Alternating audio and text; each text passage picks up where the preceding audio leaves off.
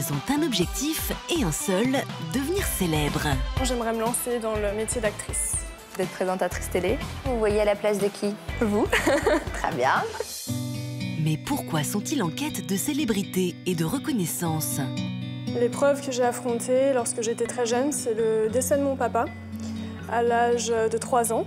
Quand on vit dans une cité, on se dit j'ai pas envie de rester là. C'était vraiment ça mon objectif, d'aller le plus loin pour pouvoir sortir de cette ville et voir autre chose. Ça représente une époque que j'ai haï. En fait, j'étais bien à ce moment-là que quand j'étais dans mon coin, dans ma chambre. Toutes ces blessures, ça m'aide justement à écrire. Et aujourd'hui, ils veulent prouver que eux aussi peuvent réussir dans la vie. Toujours viser plus loin, toujours viser plus haut, c'est vraiment mon objectif. En fait, je veux la célébrité pour montrer à tous ceux qui m'ont harcelé que moi, j'ai réussi dans la vie. Ce serait carrément une revanche.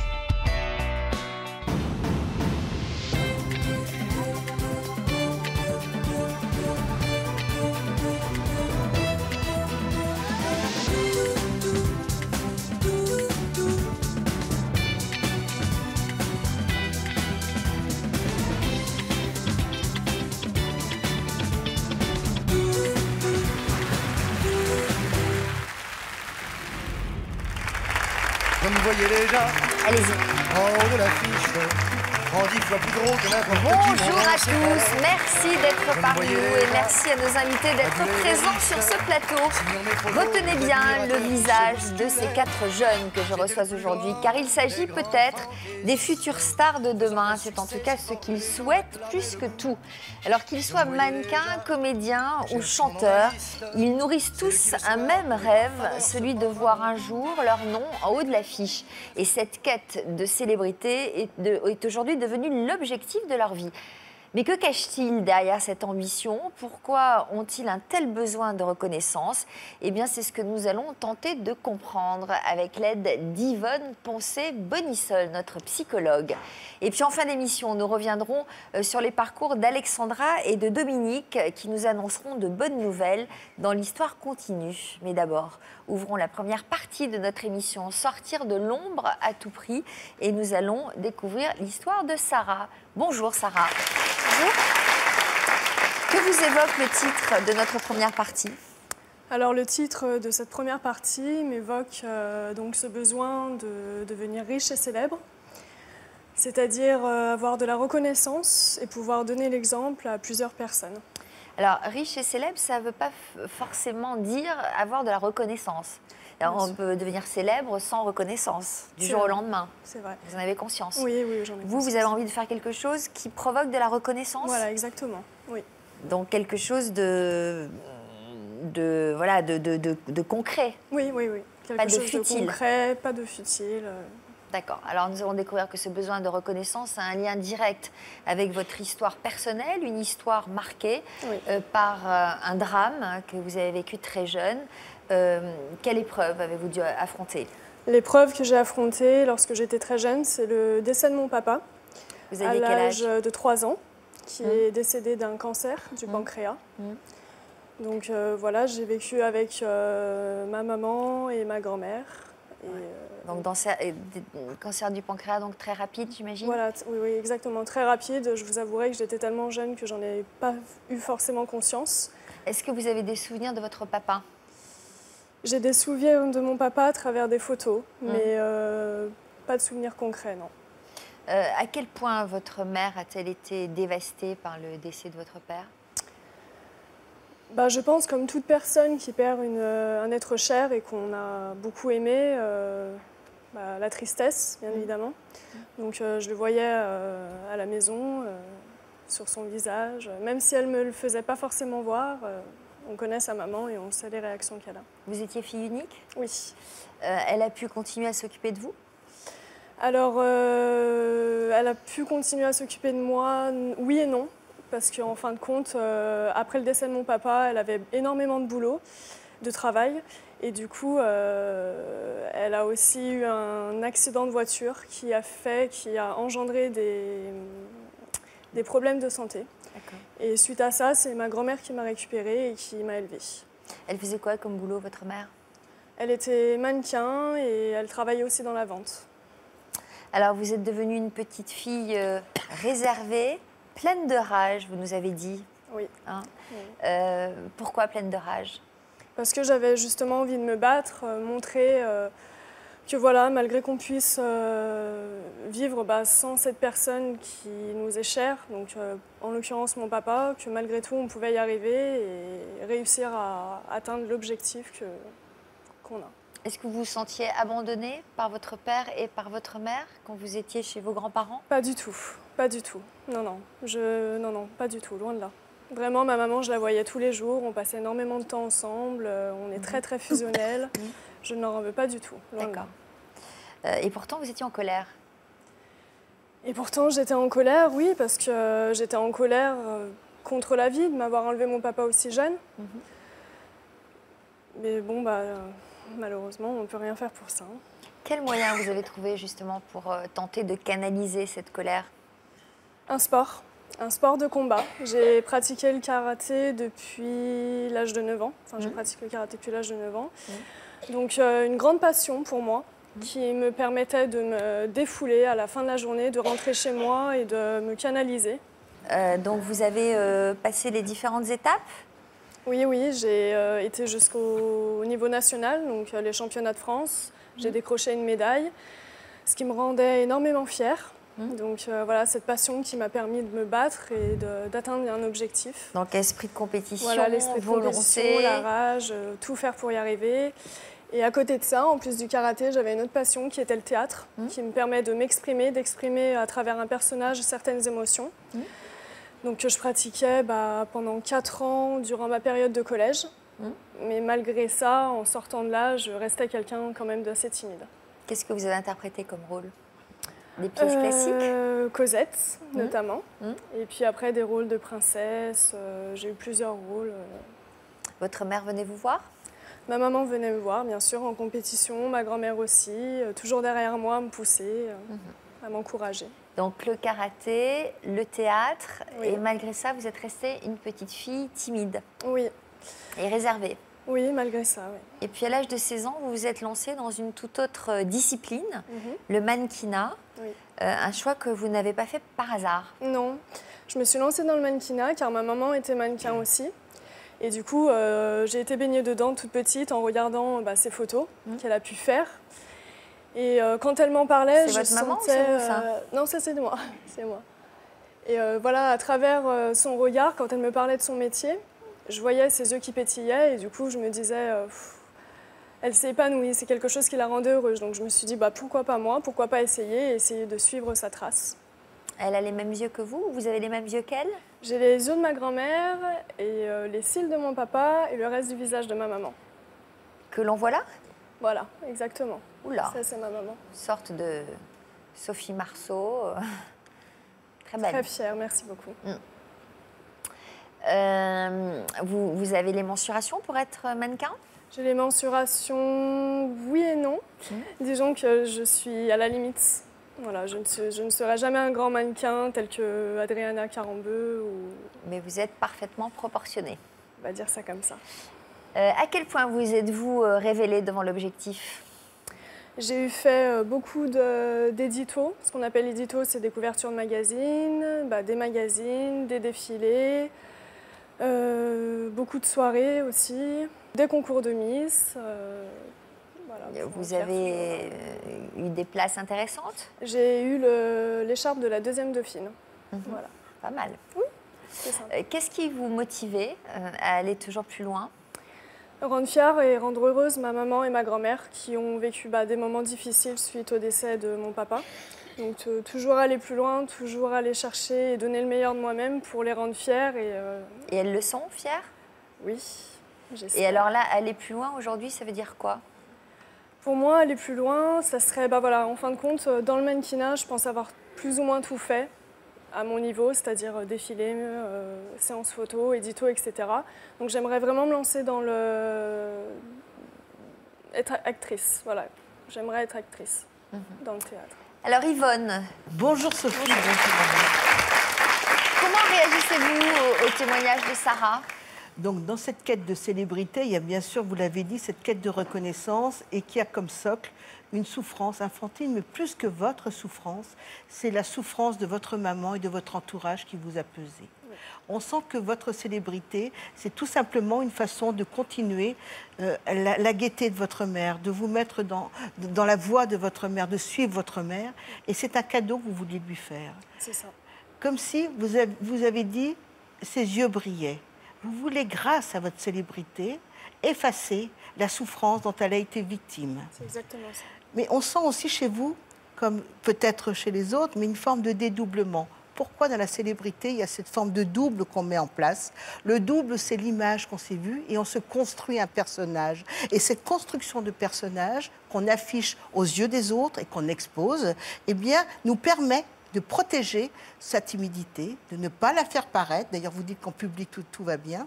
Et le danger, c'est que finalement, ce double, ce doudou que vous avez pour vous protéger de votre intériorité, eh bien, il ne soit pas suffisamment vivant. Mais d'après votre parcours, on sent, Sarah, que vous avez quand même, vous n'êtes pas hors sol, vous avez vraiment une bonne inscription, une bonne assise dans la réalité, parce que vous voulez être riche, ok, mais vous avez déjà fait vos preuves, et on sent quand même un équilibre chez vous. Cet équilibre, c'est pas une faille narcissique, c'est tout simplement un désir de réparation par rapport à une souffrance qui vous avait été à un moment donné insupportable et qui était la souffrance de votre mère.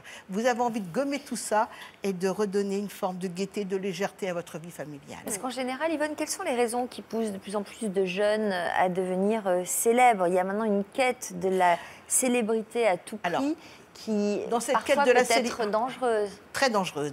D'ailleurs, on a dit cette fameuse dissociation qu'on voit opérer chez les jeunes. Cette quête de la notoriété et de la de la célébrité. C'est une quête, une revanche sociale et on prend tout simplement l'ascenseur au lieu de prendre l'escalier. Ça veut dire qu'on ne veut pas faire d'efforts. On a l'impression qu'il n'y a que la célébrité qui va leur permettre de devenir riches et de réparer des fractures d'enfance. Mais il y a aussi le fait... C'est souvent un miroir aux alouettes. Un miroir aux alouettes, parce que comme la télé-réalité, c'est tout sauf la réalité. Mais il y a aussi un désir farouche de laisser une trace. On refuse l'anonymat. On ne veut absolument pas rester dans l'ombre, parce que rester dans l'ombre, ce n'est pas être vivant pour ceux qui veulent être célèbres. Donc on a besoin d'être une image pour les autres, un référent, une image d'identification. On veut montrer aux autres qu'on peut être un exemple de réussite. Donc il y a la rage derrière ça, donc il n'y a pas que des choses négatives, mais néanmoins, souvent dans cette quête farouche de la célébrité et la célébrité rapide, il y a des leurres et c'est parfois quelque chose qui est non seulement illusoire, mais qui est très dangereux, parce qu'on oublie d'être aligné avec son vrai moi. On ne vit qu'à travers une fausse identité. Aligné avec son vrai moi. Ah oui, parce que souvent, aussi dans cette quête de célébrité, qu'est-ce qu'on fait? Je ne dis pas que ça vous concerne. Néanmoins, il y a une forme de mépris un petit peu d'autrui. Ça s'appelle la pulsion d'emprise. On veut laisser sa trace, on veut laisser ses marques dans la vie. Et donc, automatiquement, sans s'en rendre compte, on fait fi des autres qui sont autour de vous et on se met en figure de proue, en figure de quelqu'un qui a réussi. Et regardez-moi, j'ai réussi. Et je suis là avec beaucoup de générosité pour que vous me ressemblez. Je suis un exemple pour vous. C'est ça, la pulsion d'emprise. Bonjour, Chris. Que pensez-vous de l'analyse d'Yvonne? Je me reconnais dans beaucoup de points. Par exemple sur le fait qu'on perde peut-être un peu son vrai moi. Et puis que c'est aussi une revanche sur... prendre une revanche un peu sur les autres, quoi. Alors, vous vous êtes reconnu quelque part aussi dans le témoignage de Sarah? Il y a pas mal de points aussi dans lesquels je me reconnais. La colère, par exemple? La colère, la rage. Et puis aussi, tu disais un peu la timidité aussi. Hein. C'est aussi pour cacher un peu ça aussi qu'on parfois on se met en avant. Alors vous, c'est dans la chanson que vous souhaitez percer. Oui. Et cette passion ne date pas d'hier. À quel âge avez-vous commencé à chanter? Je commençais à 10 ans. À chanter et à composer? Oui, j'écrivais mes chansons dans mon coin. Alors vous étiez déjà à cette époque, un petit garçon à part. Qu'est-ce qui vous différenciait des enfants de votre âge? Disons que dans mes premières années de collège, j'ai jamais réussi à me faire accepter en fait. J'étais toujours mis à l'écart. Alors du coup, quelle raison? Vous étiez trop timide peut-être? Non, en fait, il y a toujours une image qui m'a collé à la peau et très vite, j'ai été catalogué comme homo de service. Donc, Comme quoi? comme homo de service. J'étais l'homo de service. Et du coup... ça correspondait à la réalité? Moi, j'ai toujours eu une image très ouverte. J'aime pas me mettre dans une case. Donc moi, homme ou femme, ça n'a pas d'importance. Pour moi, on est des êtres humains. Donc, Mais vous préférez les hommes? Non. Il y a certains attraits féminins que je préfère chez les femmes. Oui. Mais... Donc c'est-à-dire qu'ils vous qualifiaient d'homo injustement? Ouais, je pense que peut-être que j'étais un peu efféminé. Et puis, par mon attitude aussi, ma tenue vestimentaire. Parce que je mettais beaucoup de couleurs vives. C'est vrai que j'avais un côté féminin, peut-être. Je me décolorais un peu les cheveux. Je mettais des bandanas. Donc tout ça, je pense que ça plaisait pas aux garçons. Et pour moi, en fait, faire tout ça, c'était une façon d'attirer le regard et de les attirer vers moi. Mais ça n'a fait qu'empirer les choses. C'était peut-être souligner aussi vos dispositions d'artiste? C'est ça. Parce que c'est une sorte de créativité? C'est ça, parce qu'en fait, très tôt, j'avais des idées, j'avais l'impression de devoir défendre des idées, et je les affichais, et donc ça ne plaisait pas. Alors donc, vous avez carrément un statut de bouc émissaire? Ouais. Et comment vous le viviez? Très mal, parce qu'au quotidien, c'était du harcèlement, des insultes du genre pédale, tapette, enfin tout ce qu'on aime bien entendre. Et puis, je me faisais tabasser régulièrement. Donc, à la sortie du collège, j'en prenais plein la tête. Et il m'arrivait parfois le matin d'arriver au collège en rasant les murs. Alors, vous étiez persuadé que votre avenir ne s'écrirait pas sur les bancs de l'école. J'en étais sûr. À quoi ressemblait votre futur dans vos rêves les plus fous? Moi, mon futur, il était fait de mes chansons, de pouvoir les proposer et faire passer les messages. Je me voyais sur une scène. Et je me voyais aimer. Être aimé? Être aimé. Ou aimer vous-même? Ou les deux? Les deux. Alors, vous avez décidé de sortir du système scolaire pour fuir vos bourreaux, quand même. Et est-ce que vous avez pu vous diriger dans le domaine musical? Non, parce qu'en ce temps-là, mon père me disait il faut que tu aies un diplôme. Et puis, tu verras par la suite. Donc, en fait, j'ai pris le premier métier qui me semblait un peu accessible et qui était un peu artistique. Donc, je suis parti en CAP coiffure. Tout en sachant que pour moi, ça n'allait être que provisoire. Pendant les 3 ans de CAP, je continuais à écrire mes chansons. Et puis, je me disais qu'une fois mon diplôme obtenu, j'allais faire ce que je voulais. C'est ce qui s'est passé? Non. Bon, qu'est-ce qui s'est passé alors? Après, j'ai rencontré mon épouse. Pendant mes années de CAP, et puis comme j'avais envie de liberté, on s'est très vite mis en ménage. Et puis on a eu notre première fille. Et du coup, après, il a fallu assumer la vie, quoi. Il a fallu assumer les factures, parce qu'il y a des difficultés financières qui sont arrivées. Il a fallu gérer. Donc je pense que là, à ce moment-là, j'ai dû m'ancrer vraiment dans la réalité et mettre un peu mes rêves de côté. Et vous l'avez regretté? Non. Je ne peux pas regretter parce que... Alors, vous avez tout mis de côté au point d'oublier votre passion ou quand même vous inscriviez à des castings? Je ne l'ai pas oublié parce qu'à ce moment-là, je savais que ça allait arriver et j'étais encore jeune. Donc, je me disais que j'avais le temps. Et non, les castings, j'ai postulé pas mal. Et vous y alliez? Alors non, parce que justement, j'avais un manque de confiance en moi qui a fait que... Je m'inscrivais à tous les castings et je n'y allais pas. Quel genre de casting? Des castings de chant, de comédie. Et il m'est même arrivé d'aller à un casting. J'étais resté derrière la porte et en les entendant chanter, tellement je voyais qu'ils avaient une voix plus belle et plus grande que moi, je ne rentrais pas, je repartais. Alors, cette envie de scène vous a finalement rattrapé dans des circonstances inattendues. Ouais. À quelle occasion?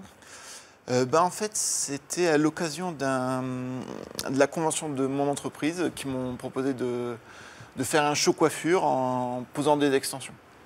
Donc j'ai un petit peu détourné la chose et je me suis laissé aller par la musique et j'ai un peu fait le show en dansant, en fait. J'ai animé un petit peu et... Et qu'est-ce que vous avez ressenti en faisant ça? J'ai ressenti, c'est que... en fait, j'étais complètement flippé 2 minutes avant de monter sur la scène. Et au bout de quelques secondes, Ça m'a animé, je me suis lâché et j'ai ressenti un bien fou. En fait, c'est un sentiment que j'avais toujours espéré ressentir, peut-être autrement, mais je l'ai ressenti quand même. Et voyant que je provoquais des réactions dans le public, parce qu'il y avait à peu près 300 personnes, je me suis dit, c'est ça que je veux ressentir tout le temps. Qu'est-ce que vous avez provoqué comme réaction au public? Il y avait les gens qui criaient, qui applaudissaient. Et moi, en même temps, je savais quel pas de danse un peu faire pour provoquer les réactions. Donc, ça m'amusait. Quel pas de danse, par exemple? Ça dépend des pas de danse. Quand on bouge un peu les hanches ou des choses comme ça provoque des réactions. Ouais. Et tout le monde a aimé. Et en fait, c'était cet échange-là aussi qui m'a plu, quoi. Et alors, ce jour-là, votre timidité n'a pas pris le dessus? Non, Comment parce que... Est-ce qu'il y avait la coiffure, vous abritez derrière ça, peut-être? Ouais, mais en fait, j'ai toujours été un peu pudique pour... peut-être au niveau de ma voix, parce que j'étais pas sûr de moi. Et puis, mes chansons sont intimes pour moi, donc c'est là que j'ai peut-être plus de mal. Mais à faire le show, en fait, c'est un peu comme une façade. Donc, du coup, on cache la timidité. C'est un peu comme si on se mettait un masque. Alors, ça a été un vrai révélateur pour vous, ce show-là, cette performance. Et ça vous a mis dans quel état d'esprit? Ça m'a mis dans l'état d'esprit où je me suis dit que là, de toute façon, il ne fallait plus que ça tarde pour que je fasse quelque chose. Pour moi, là, c'était le... j'avais vécu ça, c'était peut-être pas grand-chose, mais pour moi, ça m'a fait énormément. Et je me suis dit, il faut que ça continue comme ça. Je veux passer ma vie à ressentir des émotions comme ça. Donc, à ce moment-là, je me suis racheté une guitare. J'ai repris mes compos en main, j'ai réécrit. Et j'ai commencé un travail de studio pour concrétiser les choses. Alors, vous êtes aujourd'hui plus déterminé que jamais à vous faire un nom dans les milieux artistiques. Et si cette course à la célébrité est devenue à ce point essentielle à votre épanouissement, c'est un moyen pour vous de prendre votre revanche sur ce passé de bouc émissaire, en route pour la gloire.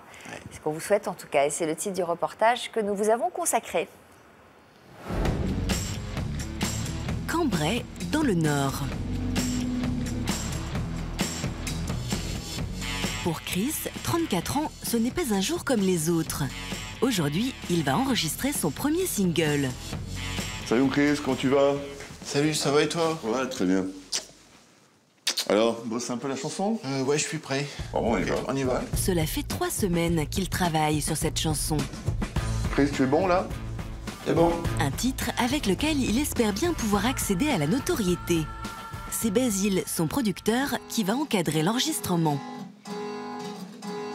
Je crie, je me mets à l'abri, sans bruit. Quelques heures en sursis, détruit. Je repense à ma vie, j'oublie. Ce qui me plaît dans le fait d'être célèbre, c'est qu'on m'écoute, parce que ça me rend plus important. Si on ne me parle pas de moi, j'ai l'impression de ne pas être important en fait. J'aime, je t'aime, toi mon humble ami. Je ne sais pas si ce titre me permettra de devenir connu, mais en tout cas, je vais tout faire pour.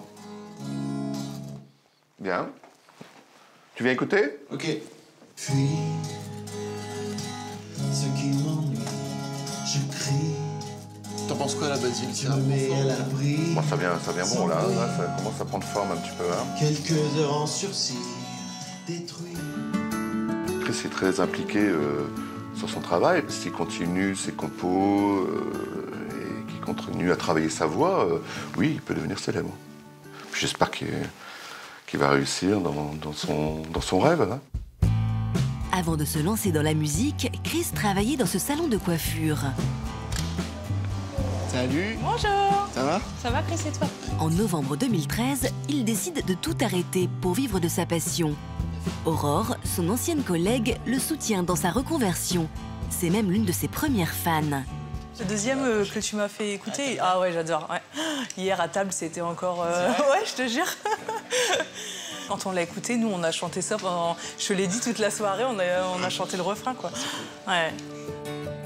Tu faisais ton travail comme tu l'as toujours fait, c'est-à-dire correctement, mais tu n'étais plus aussi épanouie. Voilà. puis aussi épanoui dans ton métier de coiffeur que... J'avais des ciseaux dans les mains et des notes dans la main. Voilà, exactement, ouais. Ouais, c'était ça, ouais. Après, voilà, le choix est justifié. T'es aussi bon dans la coiffure que dans la musique, donc voilà, quoi.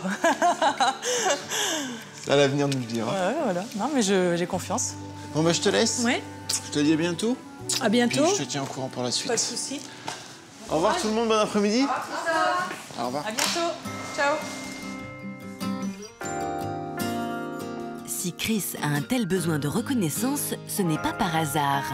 Au collège, il était le bouc émissaire de ses camarades de classe.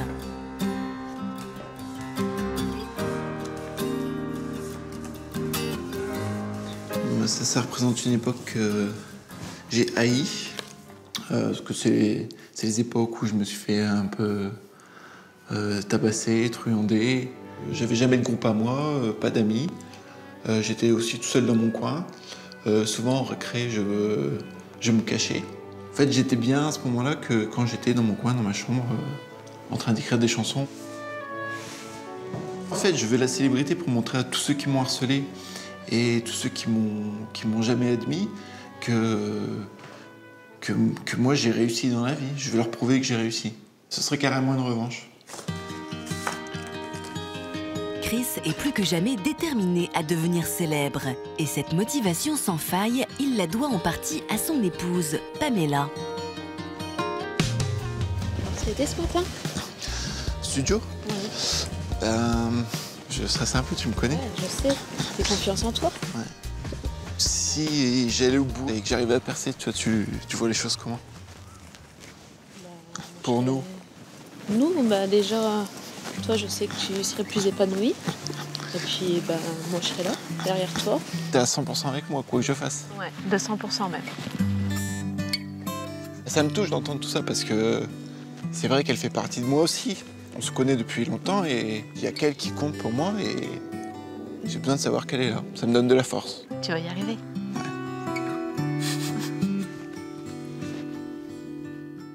Un petit peu d'émotion, là. Je savais que j'allais pleurer. Pourquoi? Qu'est-ce qui vous fait Bah, pleurer? parce que ça me touche et puis... Qu'est-ce qui vous touche? Ben, La présence de votre femme? ouais, parce que on a eu des moments pas faciles. Elle a toujours été là, en fait. Et puis, c'est vrai que j'ai un problème avec mon image. Donc ça fait un peu drôle de me voir, mais je suis super content de l'avoir fait parce que ça reflète vraiment la réalité et j'avais besoin de le montrer. Alors, qu'est-ce que vous avez du mal à voir, là, sur ces images? Les gros plans. Vous aimez pas du tout? Non, j'ai du mal. Pourquoi? Parce que je suis jamais assez beau, en fait. Je complexe pas mal sur des petites choses et puis... Physiquement? Physiquement et puis aussi sur ma voix. Bon, ça, je suis en train de le travailler, donc ça ira de mieux en mieux. De toute façon, je ferai tout ce qu'il faut pour. Après, ouais, sur le physique, j'ai alors, c'est étonnant, il y a un paradoxe à complexer autant sur le physique, sur la voix, alors que vous voulez vous montrer et devenir chanteur. Je sais, et en fait, étonnant. je sais, et je suis vachement contradictoire parfois, et je ne comprends pas pourquoi. Pour tout, je crois. Hein. Pour tout, et ça a toujours été. Est-ce que vous êtes trouvé vraiment dans la vie? Vous êtes sûr? Vos choix personnels, tout? J'ai l'essentiel, c'est-à-dire ma femme et mes enfants, donc ça c'est l'essentiel. Après, pour vraiment avoir vraiment la plénitude, je pense qu'il faut que je réussisse. Ouais. Alors, Yvonne, Chris, que pensez-vous de Chris? Très touchant parce que doté d'une grande sensibilité, mais ça me paraît banal, néanmoins vous jouez à cache-cache avec le regard. Je pense que déjà tout petit, vous êtes à la fois provoquant, c'est-à-dire que vous provoquez le regard et vous le fuyez. Ça, c'est une première chose, en ayant des attitudes un peu excentriques. Donc, alors, maintenant, on pourrait dire... Comment avez-vous été regardé? Avez-vous pas été suffisamment regardé ou trop regardé? Parce que quand une maman ou ses parents considèrent que l'enfant, c'est le trophée absolu, on se sent aussi mal à l'aise. Ou alors, quand on n'a pas été assez regardé, on a aussi envie de provoquer le regard. Ça, c'est une première chose. Votre cas? Trop regardé ou pas assez? Dans mon Par enfance, vos parents? c'était un peu compliqué, en fait, parce que ça pourrait faire encore une autre histoire. Mais c'est vrai que j'ai été pas mal élevé par ma grand-mère. Et je réclamais souvent aller chez ma grand-mère et du coup, j'ai pas assez profité de mes parents. Comme Sarah. Vous êtes fils unique? Non, j'ai une sœur. Et du coup, je pense que... Et pourquoi vous vouliez aller chez votre grand-mère? Oh, parce que c'est quelqu'un qui avait beaucoup d'emprise. Et puis, à ce moment-là, ouais, c'est quelqu'un qui avait beaucoup d'emprise et... Et c'est-à-dire quoi, beaucoup d'emprise? Bah, parce qu'elle C'est me... elle qui vous demandait de venir? Elle me voulait tout le temps, peut-être, étant petit. C'est elle qui vous voulait? Ouais, et puis, bah justement, quand j'ai grandi, en fait, je voulais toujours continuer à y aller trop souvent. Et en fait, au fond de moi, j'avais peut-être pas vraiment envie d'y aller. Et en fait, je comprends pas pourquoi j'y étais autant, tout le temps. Le paradoxe, déjà. Déjà, ouais. Déjà l'ambivalence. Ouais. Et alors, à côté de cette ambivalence donc, du regard, vous avez besoin d'être vu et surtout entendu parce que ça vous procure une euphorie. Quand les regards sont portés sur vous, quand le public vous soutient, quand on vous applaudit, vous avez une forme d'euphorie et vous existez à travers un personnage que vous vous êtes créé. Et ça vous permet aussi de réparer cet enfant un peu timide, mal à l'aise, qui est quand même toujours planqué au fond de vous. C'est vrai. Et votre femme, ça lui plaît que vous ayez envie de devenir un artiste à part entière? Au tout début, ou elle non. le redoute? Au début, elle le redoutait beaucoup. Mais après, avec les années, on a beaucoup mûri et elle est prête à accepter beaucoup. Elle a déjà accepté beaucoup et... Elle est prête à accepter, mais elle s'en passerait, quoi. Bah, elle vous verrait mieux dans une petite vie en fait, routinière. Elle le désire beaucoup pour moi. Mais c'est vrai que ce serait pas nécessaire pour elle. Et est-ce que vous mesurez les conséquences que ça peut avoir? C'est-à-dire si un jour vous devenez, si vous avez du succès, si vous allez sous les feux des projecteurs, est-ce que vous pensez que vous aurez toujours la même vie? Non, mais c'est ce que je veux. Parce que en fait, j'ai besoin que ça bouge tout le temps. Je peux pas rester dans la routine tout le temps, je m'ennuie. Et je cherche à ce que ça bouge et que ça me provoque de l'adrénaline. Mais vous êtes prêt à en assumer les conséquences? Parce que c'est peut-être pas compatible avec une vie tranquille d'homme marié, avec des enfants, qui rentrent chez lui tous les soirs. Je suis persuadé que je peux conjuguer les deux. Et si c'est pas le cas, je suis prêt à prendre le risque. Tout à fait, mais je vais juste rebondir sur quelque chose que vous venez de dire. Vous alliez chez votre grand-mère qui avait une forte emprise sur vous. On a parlé tout à l'heure que cette quête de célébrité, c'était une façon, c'est une pulsion très enfantine d'emprise sur l'autre. C'est-à-dire que vous, à votre tour, sans vous en rendre compte, vous voulez une emprise sur le public. Vous voulez laisser votre marque, vous voulez laisser votre trace. Donc, il y a une reproduction là du lien que vous aviez avec votre grand-mère. Nestina, bonjour. Comme nos autres invités, Nestina, vous êtes une jeune femme ambitieuse. Nestina, c'est d'ailleurs un pseudonyme avec lequel vous tentez de vous faire connaître. Dans quel domaine rêvez-vous de vous faire une renommée? Moi, en fait, là, je suis modèle photo depuis près d'1 an et demi. Mais ce n'est pas mon objectif final. Moi, mon objectif, c'est d'être présentatrice télé. Et de créer ma propre ligne de robes haute couture. Voilà. J'aimerais être plus reconnue en tant que styliste, présentatrice. Présentatrice télé, vous voyez à la place de qui? Vous. Très bien. Au moins c'est clair, hein. Au moins je sais qui est ma concurrente directe. Alors on va remonter dans le temps pour comprendre comment vous en êtes venu à rêver de strass et de paillettes. Vous êtes né en Algérie en 1992. Hélas, la jeunesse qui arrive. À quoi ressemblait votre vie là-bas? On avait une vie simple, sans chichi. On mangeait à notre faim, mais voilà, c'était pas une vie qui nous donnait envie de... Enfin, on n'avait pas des rêves impossibles, quoi. C'était une vie très simple, parce que bon, c'est pas un pays très riche. Moi, je viens pas d'une famille très aisée. Donc voilà, on vivait très simplement, en fait. C'est à l'âge de 10 ans que vous êtes arrivé en France avec votre famille. Quels souvenirs vous gardez de votre arrivée dans ce pays? Vous n'étiez jamais allé? Non, c'était mon premier voyage. On m'en avait pas parlé avant. Du coup, c'était une surprise. J'étais un petit peu perdue parce qu'on n'a pas pris le temps de m'expliquer. Oh mon Dieu. Donc on est venu là, on connaissait personne. C'était un petit peu dur. Donc c'était difficile quand même, Oui. pas évident. De quelle manière la situation a-t-elle évolué? En fait, on est venu, on a été hébergé chez une amie de la famille. Et puis très vite, à cause de certains problèmes, on a été vite mis à la rue. Pendant les premiers temps, on a vécu dans des hôtels. Et puis après, on a été pris en charge par la Croix-Rouge. Voilà, c'était Vous viviez dans quelles conditions d'hébergement? La Croix-Rouge, c'est un peu compliqué parce qu'en fait, on était nourris matin et soir, mais toute la journée, on ne pouvait pas rester à l'intérieur. Donc une situation précaire et pas évidente à vivre. Oui. Vous avez été prise en charge par une association au bout de 6 mois. Vous avez alors retrouvé un logement et repris le chemin de l'école. Avant ça, en fait, on a rencontré au hasard l'association Le Rocher, qui se trouve à Bondy. En fait, c'était là que je suis arrivée quand je suis arrivée en France, dans le 93. L'association Le Rocher nous a mis en contact avec des bonnes sœurs. Donc j'ai été hébergée chez des bonnes sœurs pendant à peu près 6 mois. Et c'est là que j'ai appris à parler français. Et c'est eux qui m'ont permis de rejoindre les bancs de l'école, en fait. Comment vous envisagiez votre avenir à cette époque-là? J'avais pas de grands rêves parce que j'avais que 10 ans, donc je comprenais toujours pas pourquoi on était là. Après, c'est quand je suis arrivée à l'école que j'ai compris qu'on allait rester ici. Mais après, moi, je voulais juste être maîtresse, comme toutes les petites filles, quoi. Donc voilà, j'avais pas de rêve fou, quoi. Et puis progressivement, vous avez refusé de céder à la fatalité de votre condition sociale en décidant de voir plus grand. Vous aspiriez à quoi exactement?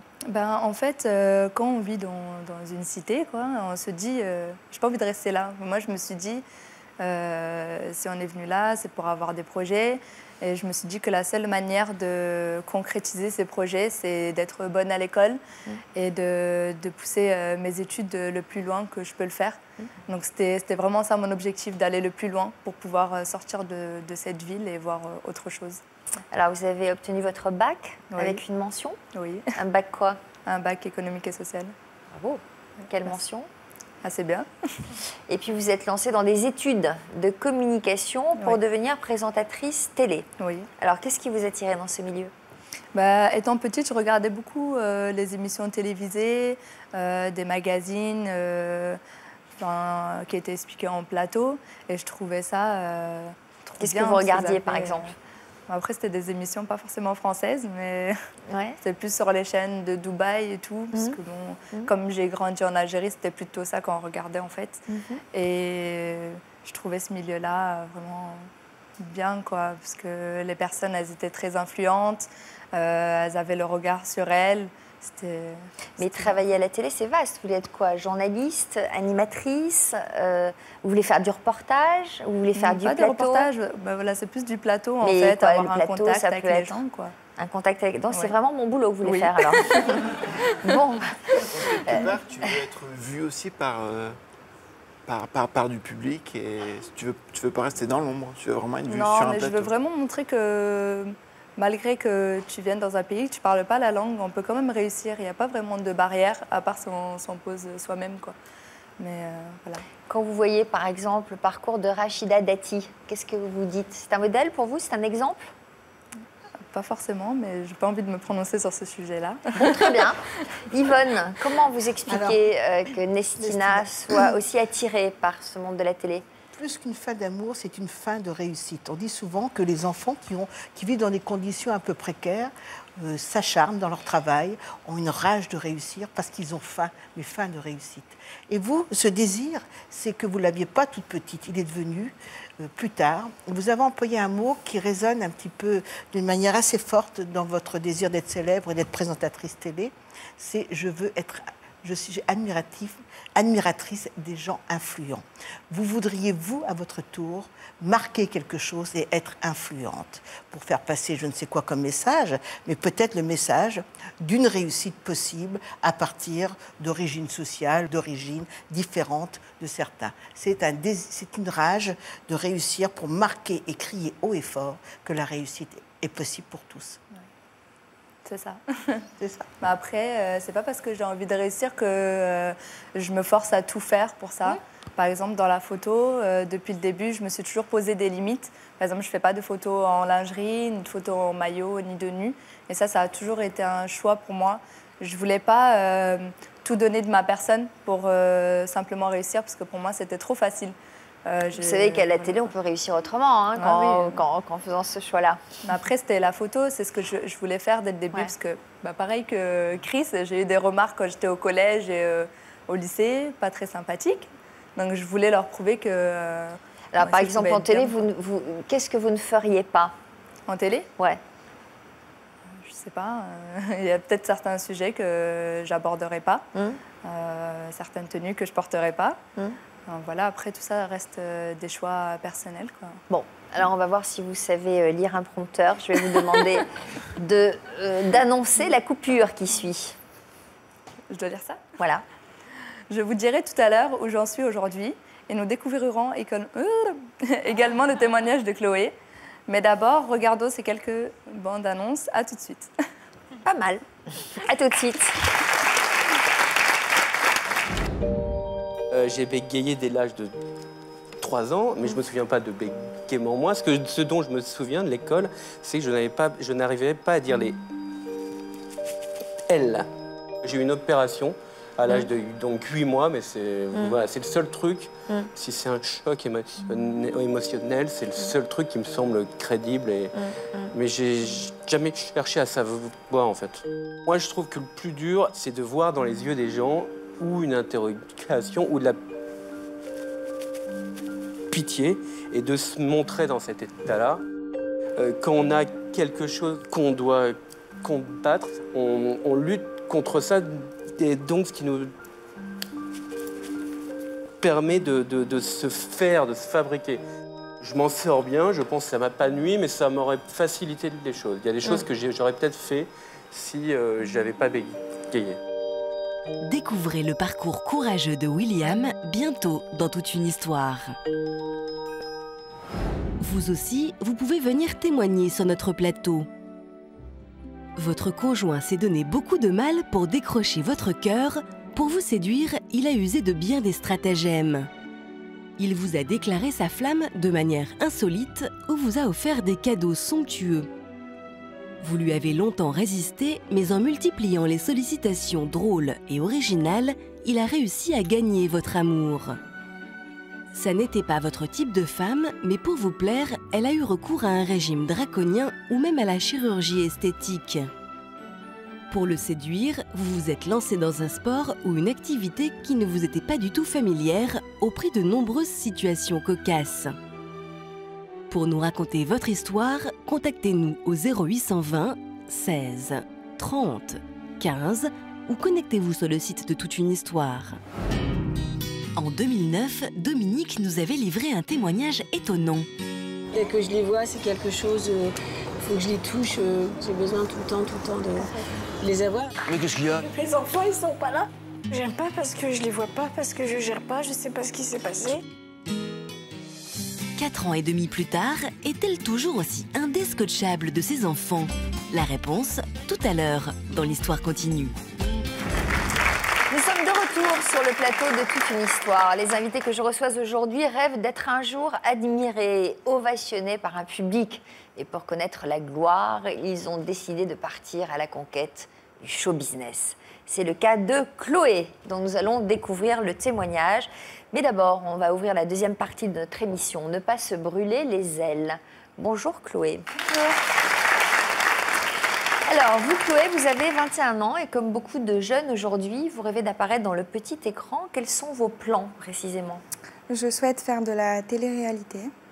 Alors, on va remonter quelques années en arrière pour tenter de comprendre vos motivations. Vous avez grandi dans quel contexte familial? Alors, quand je suis arrivée, mes parents ne s'attendaient pas du tout à ce que je vienne à ce moment-là. Et ils n'avaient pas forcément les moyens financiers. Après, j'ai jamais manqué de rien, mais voilà. Donc, du coup, on est parti vivre chez ma grand-mère et son compagnon. Et voilà. Parce que vous étiez plusieurs enfants? Non, mes parents et moi, au départ. Qui était la personne la plus présente dans votre vie à cette époque-là? mon grand-père, enfin le compagnon de ma grand-mère. On n'avait pas forcément des liens de sang, mais ça reste la personne la plus importante pour moi. À quel point vous étiez proche de lui? Bah, j'allais souvent chez lui, on partait souvent en vacances, il m'emmenait tout le temps. J'étais un petit peu gâtée parce que j'étais la première, donc j'étais un peu sa préférée, quoi. Vos parents ont finalement pris leur indépendance quand vous avez eu 4 ans, mais votre relation avec votre grand-père est restée intacte. Vous partagez quel genre de moments tous les deux? Bah, on partait en vacances, j'allais beaucoup à la pêche avec lui parce que c'était sa passion. Et on regardait aussi énormément d'émissions télé, notamment les téléréalités. Les téléréalités? Oui. Cet homme était votre complice, votre confident, peut-être un second père pour vous? Oui, oui, oui. Il était très actif. C'est-à-dire? Bah, il faisait beaucoup de choses. Oui, il faisait beaucoup de choses. C'était quelqu'un de gentil, il était méchant avec personne. Et, voilà, il avait vraiment un grand cœur. Voilà. Alors, le problème, c'est qu'il est parti assez vite. Vous aviez 12 ans quand il est décédé. Et j'imagine que les mois qui ont suivi son décès ont été douloureux pour vous? Bah, quand j'ai appris son décès, j'allais plus à l'école. Ou alors, si au départ j'allais à l'école, mais j'arrivais pas à me concentrer, j'en souffrais beaucoup et j'étais souvent virée de cours. J'avais du mal à être concentrée, donc j'ai préféré arrêter l'école. Vous en parliez de votre chagrin? Oui, j'ai été suivie par des psychologues, mais ça n'a rien changé. Et vos parents vous ont entourée à ce moment-là? Oui, énormément. Et ça n'a rien changé? Bah, ils étaient là pour moi. Je pense que s'ils n'avaient pas été là, ça aurait été encore plus dur que ça. Mais alors, pour vous changer les idées, vous vous êtes réfugiée devant votre poste de télévision. Oui. Et vous regardiez quoi? Bah, les mêmes émissions que je regardais quand il était encore là.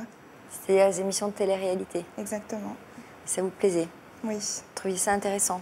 Bah, lui comme moi, on se reconnaissait à travers des personnages et oui, ça me plaisait. Alors, il y a une idée qui vous est venue il y a quelques années. Vous vous êtes dit quoi? Que je voulais faire de la télé-réalité pour... Bah déjà pour rendre fiers mes proches, mais surtout Pourquoi? lui, pour rendre fiers mes proches. Lui notamment. Lui, je me votre grand-père? Oui. Et je me dis que s'il est encore là, ben, c'est moi qui regarderai. Mais la télé-réalité, vous êtes prête à tout faire? Il y a quand même des trucs qui ne sont pas... Il y a des choses que je ne ferai pas. Quoi, par exemple? Bah... Je ne sais pas exactement, mais ne pas porter certaines tenues, ne pas... Je ne serais pas prête à tout. Certes, je suis prête à beaucoup, mais c'est mon rêve et c'est ce que j'ai envie de faire. Donc ça fait 1 an que vous écumez les castings. Oui. Comment réagit votre entourage à tout ça? Bah, on va dire qu'ils ne m'encouragent pas forcément, mais ils ne me disent pas de ne pas le faire non plus. Moi, je le fais. Après, j'ai eu quelques réponses, mais pas des réponses... on va dire pas de choses concrètes, donc ils n'y croient pas forcément. Mais qu'est-ce que vous avez comme réponse? On vous dit quoi? Bah, on m'a proposé des émissions et bah, y en a 2 que j'ai pas faites. Enfin, il y en a 2 où j'ai pas répondu, donc voilà. Parce que vous n'étiez pas prête à faire ça?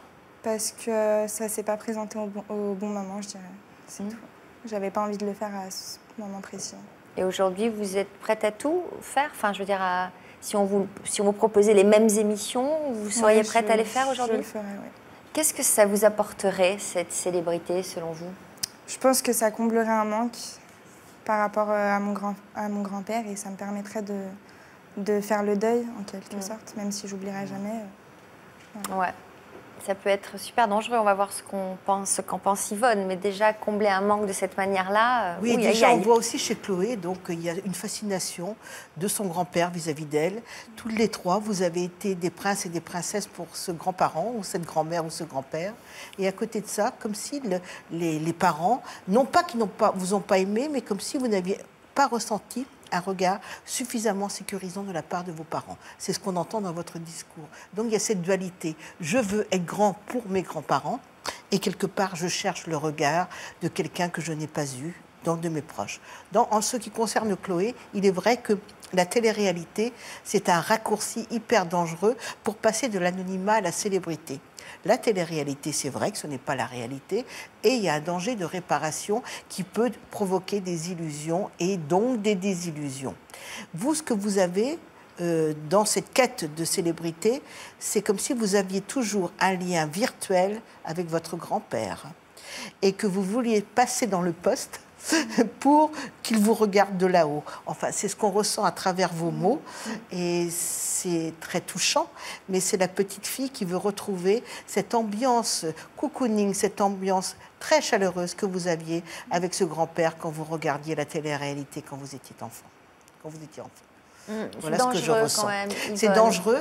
Moi, je trouve que dans le cas précis de cette jeune femme, c'est un peu dangereux parce que c'est une réparation un peu virtuelle. Par exemple, avoir des fans pour combler le manque, on sait bien que c'est pas le genre de comblement qui fait du bien, quoi, que ça aboutit en général à une surenchère. C'est destructeur, c'est autodestructeur. D'ailleurs, c'est un poison qu'on peut s'inoculer sans s'en rendre compte et qu'après cette période illusoire de célébrité, la chute peut être au rendez-vous parce que la réparation non seulement est éphémère, mais elle est illusoire. C'est-à-dire que le manque, vous devez le combler en trouvant des solutions en vous. En vous, mais pas les attendre.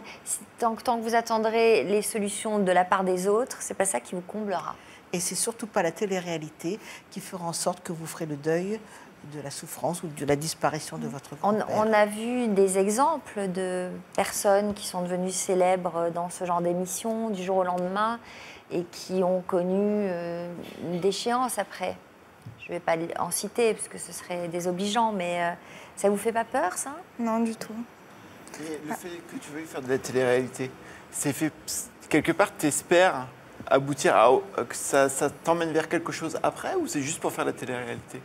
Parce que j'ai envie de le faire, pour moi c'est un rêve. Mais qu'est-ce que vous faites dans la vie? Vous faites des études? Je travaille dans la vente. Dans la vente. Moi, je pense que pour faire de la télé-réalité, c'est pas tellement compliqué, parce que moi aussi, j'ai eu des convocations pour ça. Mais après réflexion, je me suis dit, le fait de participer à une télé-réalité, c'est OK, c'est pour être vu. Mais moi, je pense qu'il faut avoir un projet derrière. C'est-à-dire, comme il a dit, il faut penser à ce que ça te mène à autre chose. OK, pour toi, ça va peut-être t'aider à faire le deuil de ton grand-père. Mais après, quand tu auras fait le deuil, il faut, je pense, avoir un projet en tête pour, comme ça, si tu as réussi, tu ne t'arrêtes pas à être reconnu. Être vu, ça ne suffit pas. Elle a raison, c'est une bonne remarque. Après, être surtout, vu, ça ne va pas vous apporter grand-chose. Et on voit en plus des mauvais exemples de personnes qui ont été prêtes à tout pour faire de la télé-réalité, pour être connues rapidement. C'est pas mon cas, je suis pas prête à tout. Non, mais je veux dire, c'est comme elle t'a dit tout à l'heure, il y a des personnes qui ont été vraiment prêtes à tout. Elles ont tout donné, dans tous les sens du terme. Et moi, je trouve ça limite ridicule, parce que pour être connue, je pense pas qu'il faut tout donner de soi. Après, si tu veux faire une télé-réalité, c'est ton choix, mais je pense qu'il faut avoir quand même un projet derrière, quoi. Mais je suis pas sûre que ça vous permette de vous guérir. C'est pas ça qui va vous guérir de votre chagrin, je suis pas sûre. Pas du tout, mais être vu, c'est pas toujours être célèbre. Être célèbre nécessite beaucoup de travail, beaucoup d'investissement. Et quand on parle de télé-réalité, c'est vrai que c'est des raccourcis beaucoup trop rapides et dangereux. Il n'y a pas d'autres rêves? Non. Dans ce que vous partagiez avec votre grand-père, bon, il y a regarder la télé ensemble, mais il y a des choses plus fortes que vous avez partagées tous les deux.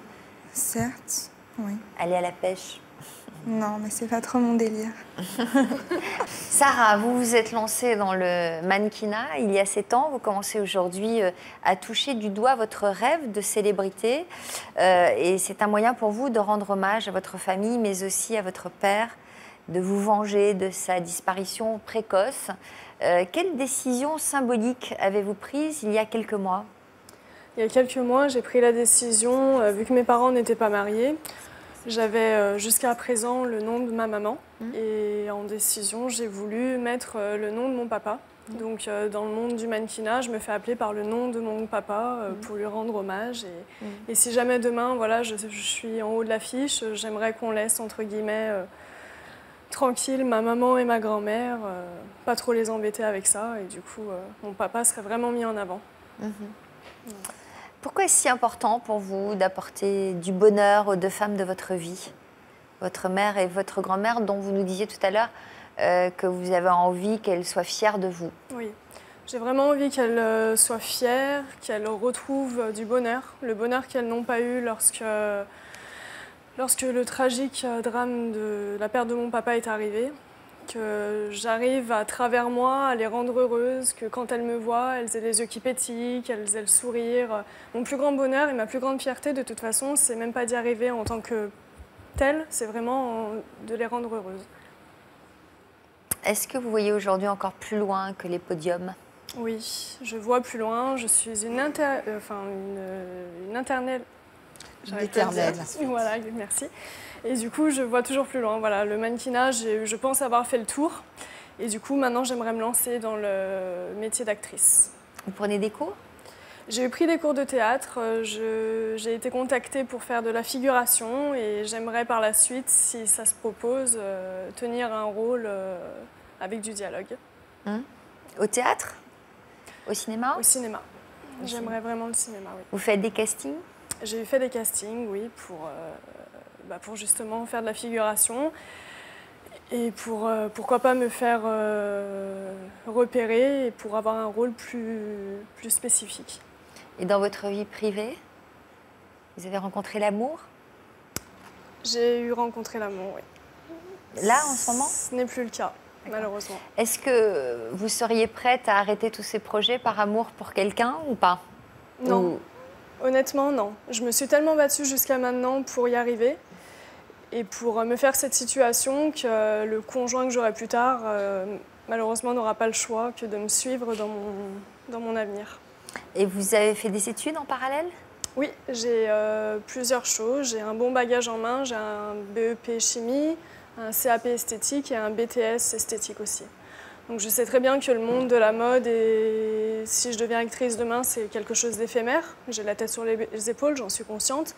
Et du coup, pour ça, j'ai voulu, quoi qu'il arrive, terminer mes études et avoir mon bagage en main. Comme ça, si demain tout s'arrête, je ne me retrouve pas sans rien. Vous avez quel âge? 23 ans.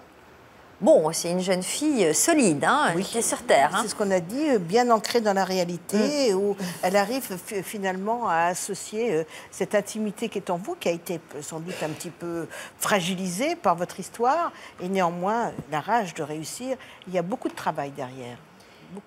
Quelles sont vos actrices fétiches? Marion Cotillard, c'est un très bel exemple.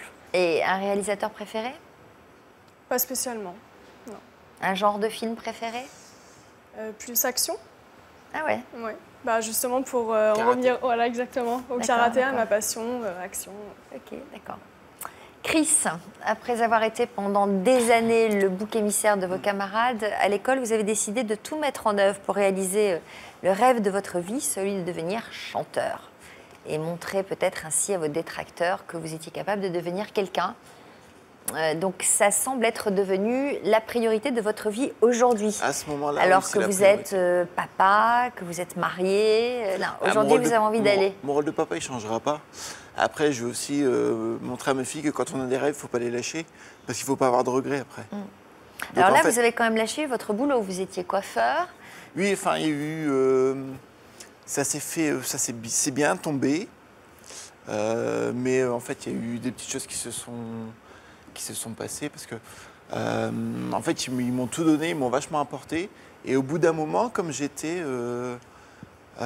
plus trop dans le travail, il y a des évolutions qui auraient dû se faire et qui ne se sont pas faites parce que justement, j'étais ailleurs.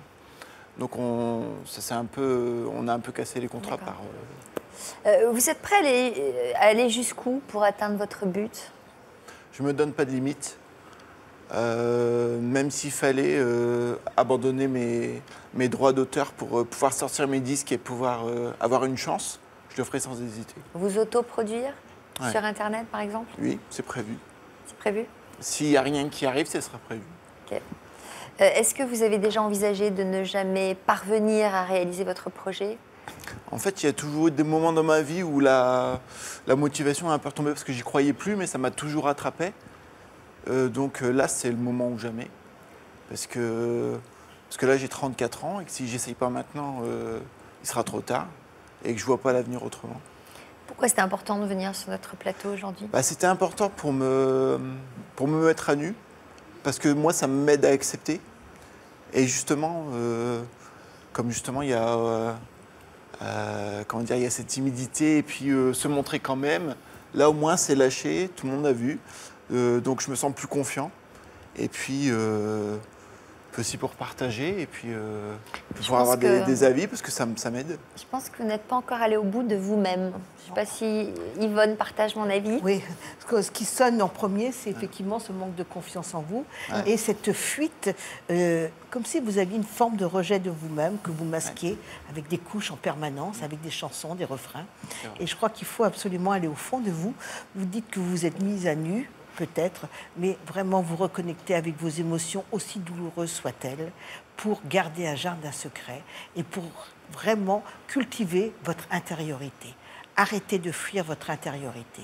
Vous n'êtes pas une chose, vous êtes quelqu'un de très sensible et osez votre sensibilité et surtout, osez l'exprimer. Mais justement, en fait, toutes ces blessures, tout ça, en fait, ça m'aide justement à écrire. Ça m'aide, donc je l'exprime de cette façon-là. Donc c'est pour ça que je veux vraiment arriver au bout, pour arriver à la partager, arriver à faire passer des messages et aussi me faire un nom pour pouvoir lutter pour des causes et que ça ait un impact et pour absolument laisser une trace. Une trace, voilà. Quelle cause, par exemple? Sur la tolérance, tout ce qui est racisme, tolérance, aussi pour les... Quel genre de tolérance? La tolérance en général, l'homophobie, je veux absolument me battre puisque j'en étais... donc je me sens engagé là-dedans contre l'intolérance, parce que j'ai jamais été toléré, contre toute forme de discrimination. J'aimerais vraiment laisser des messages importants, les faire passer, parce que moi la musique ce sera un moyen de communication, les faire passer et s'il y a des gens qui adhèrent, tant mieux, je serai heureux. Nestina, vous êtes algérienne de naissance et c'est à l'âge de 10 ans que vous êtes arrivée en France, après avoir connu la rue et la pauvreté, puis le quotidien en cité. Vous avez décidé de tout mettre en œuvre pour devenir présentatrice télé, avant tout de faire des études, d'avoir des bonnes notes. Vous avez obtenu votre bac avec mention. Et après votre bac, qu'est-ce que vous avez choisi de faire? Comme je voulais devenir présentatrice télé, je ne voulais pas faire n'importe quoi. Je préférais passer vraiment par des études et je me suis inscrite à une licence en communication pour avoir vraiment quelque chose de stable. Parce que bon, c'est bien beau de rêver, mais pour atteindre ses objectifs, il faut toujours passer par un chemin. Alors quoi, pour devenir journaliste? Oui, c'était plutôt ça à la base, mais après, j'ai vu que c'était un petit peu compliqué. Donc, de devenir journaliste? Oui, c'est beaucoup de travail quand même. Donc, vous êtes passé par quels moyens pour tenter de vous faire connaître? Après, comme j'ai dit, j'avais commencé la photo à un moment, ce qui m'a ouvert les portes sur les téléréalités. Et après, après réflexion, j'ai vu que ce n'était pas un très bon chemin pour arriver à mes fins, parce que c'est pas un chemin très stable. Donc voilà, j'ai toujours continué mes études. Là, j'arrive à la fin de ma licence cette année, normalement. Donc voilà. Moi, ce que je vous conseillerais, c'est après votre licence, de passer un concours, faire une école de journalisme. Comme ça, vous avez un diplôme concret, avec du fond, parce que le conseil que vous avez donné est bon. Avant de vouloir être connu et faire du plateau, il faut avoir du fond, il faut avoir des bases solides, une culture, un savoir-faire. Voilà. Non? Si. Ça, c'est un conseil direct. Oui, c'est un bon conseil à prendre. Donc, vous avez fait des photos dans le domaine de la mode, j'imagine. Et vous avez un autre talent que vous aimeriez développer aussi? Oui, je dessine beaucoup. Donc, j'aimerais bien que mes créations soient finalement faites. Parce que là, je dessine depuis un petit moment. Par exemple, la robe que vous portez aujourd'hui? Non, pas du tout. C'est pas la mienne. Les miennes, elles seront mieux. C'est à vous chercher quelqu'un qui fabrique vos créations, c'est ça? Oui, voilà. Après, comme je débute et je ne m'y connais pas tellement dans ce milieu-là, je cherche des personnes qui ont commencé de rien, comme moi, et qui ont pu avoir des fonds Après, j'ai eu l'occasion de rencontrer la créatrice de la Black Fashion Week, Adama, parce que mon amie m'avait fait la surprise de m'emmener à un événement en Belgique. Et c'est là que je l'avais rencontrée. C'est une personne que j'admire vraiment beaucoup, parce qu'elle est partie de rien aussi. Et puis, elle m'a donné des conseils pour tout ce qui est création de marque et vraiment se lancer dans ce milieu-là qui est un peu compliqué. Il y a un truc qui s'appelle Prix des cités aussi, qui est remis au Sénat. Vous en avez entendu parler de ça? Non, je ne connais pas. Où justement, on met en exergue le talent de jeunes qui viennent de cités et qui bénéficient d'aide comme ça. D'accord. Si vos dessins sont bons, ils pourront intéresser peut-être des gens qui pourront les financer, qui pourront financer la création. Il faut le faire savoir, il faut les montrer. C'est pour ça que je suis venue. Pas bête. Quelques conseils d'Yvonne, peut-être, pour conclure? Ne pas confondre l'ambition. On peut être ambitieuse sans pour autant avoir une frénésie de célébrité. Ça, c'est une chose. Ne pas confondre non plus l'image qu'on donne et celle qu'on a intérieurement. Il faut essayer, comme on l'a dit tout à l'heure, de faire vivre cet être qui est en nous, parce qu'une fois que vous êtes dans la célébrité sur les feux de projecteurs et que vous vous retrouvez seul dans votre intimité, la souffrance peut être grande et vous risquez de vous perdre dans cette identité. Et soyez dans l'axe de votre vrai moi, c'est ça que vous avez dit tout à l'heure? Et justement, faire en sorte de pouvoir déposer son rôle quand on rentre chez soi et faire en sorte d'avoir son jardin secret et son intimité. Justement, ça, je le fais parce que il n'y a pas que Nestina dans ma vie. Nestina, c'est vraiment pour tout ce qui est artistique. Après, en parallèle de ma licence, je fais une formation de professeur des écoles, donc rien à voir. Et je compte passer mon concours bientôt. Donc voilà, je garde je crois que vous avez tout compris, Nestina, parce que vous avez compris qu'il fallait faire des études, qu'il fallait avoir du fond, qu'il fallait avoir des diplômes concrets. Et puis bon, après, voilà, le reste, c'est un plus. Mais ça, c'est des fondements intéressants. Et pour se remplir et pour atteindre une fierté de soi, il faut en passer par là. Plus que de vouloir participer à une émission de télé-réalité. À mon avis, ce n'est pas suffisant. Après, moi, je fais ça pour se faire du bien. J'aimerais pas que si j'ai une famille, elle soit dans le besoin. Donc je préfère toujours garder un pied sur terre. Pour, par exemple, le métier de professeur, c'est vraiment quelque chose de stable et quelque chose qui me plaît aussi. Donc voilà, tout ce qui est artistique, on sait que c'est éphémère, comme elle a dit. Donc voilà, il faut toujours garder Anne à côté pour pas être dans le besoin. Bravo, les filles. Vous êtes impressionnantes de volonté, de détermination et de maturité déjà à votre âge. Merci d'être venu nous voir sur notre plateau et bien sûr on suivra vos parcours, on vous souhaite beaucoup de réussite. J'espère qu'on aura l'occasion de vous recevoir sur le plateau de l'Histoire continue. Justement, merci Yvonne. Aujourd'hui, dans l'Histoire continue, j'ai le plaisir de recevoir Alexandra et Dominique qui ont accepté notre nouvelle invitation. Leurs témoignages saisissants ont certainement marqué l'esprit de nombreux d'entre vous. Alexandra était venue nous parler avec courage et franchise de son absence d'amour pour sa mère. Dominique, quant à elle, avait eu du mal à concevoir sa vie en dehors de ses enfants. Elles vont toutes les deux nous dire où elles en sont aujourd'hui. Bonjour, merci d'avoir accepté notre invitation. C'est avec vous, Alexandra, que nous allons commencer. Je vous avais reçu le 20 mars 2012 dans une émission intitulée « Ils n'ont jamais réussi à aimer leur mère ». Et c'est vous qui nous aviez contactés. Pour quelle raison? Je vous avais contacté dans le but de faire passer un message à ma mère. J'avais beaucoup de choses sur le cœur à l'époque et il fallait vraiment que moi je puisse lui faire passer le message de cette souffrance et qu'elle affronte, qu'elle puisse aussi entendre tout ça. Alors, quel souvenir gardez-vous de l'échange que vous aviez eu sur notre plateau la première fois? Un échange très compliqué puisqu'il n'y en a pas eu. Et c'était très, très dur de la voir en face de moi. Et moi, je n'avais pas envie qu'elle m'approche. Voilà. Alors, vous étiez pleine de ressentiment pour votre mère et pourtant, 2 mois plus tard, vous aviez finalement baissé la garde en acceptant de venir une deuxième fois sur notre plateau. Cette fois-ci, vous souhaitiez vraiment trouver des clés pour avancer. Alors, est-ce que vous avez finalement réussi à renouer le dialogue avec votre mère? Quelles sont vos relations aujourd'hui? La réponse tout de suite en images.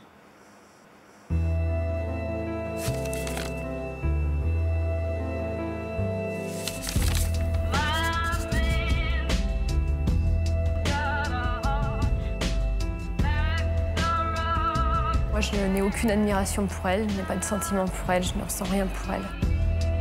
Cette femme dont parlait Alexandra, c'était sa mère, Chantal. Une mère avec laquelle elle n'entretenait plus aucune relation depuis des années, mais qui avait tout de même souhaité être présente en coulisses. Je l'aime pas, ça c'est certain. Elle a tout fait pour ne plus se faire aimer. Après, ce qui est regrettable, c'est que j'aurais souhaité avoir une enfance comme tout le monde, avoir une maman et un papa. J'ai mon papa, mais mon papa m'a servi de maman, en fait. Un rejet dû en partie à une liaison amoureuse de Chantal, qui avait fait exploser la famille.